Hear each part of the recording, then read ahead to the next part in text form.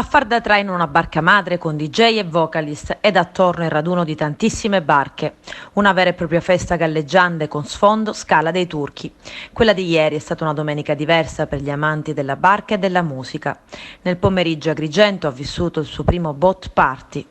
Al largo della scogliera di Marna Bianca, più famosa della Sicilia, una manifestazione frizzante e chiassosa con l'obiettivo di sensibilizzare l'opinione pubblica al rispetto dell'ambiente ed alla salvaguardia del mare pulito. L'idea nasce da Adriano Varisano, favarese, che ad inizio della stagione estiva ha creato un gruppo WhatsApp Barche San Leone, inserendo un centinaio tra possessori ed appassionati di barche. Questo gruppo è servito per avere notizie sul mare, per dare informazioni, per ricevere aiuto ed anche per organizzare questa importante iniziativa. Al Maghito! Un giorno da ricordare! Prossimo anno, stesso posto, stessa avventura!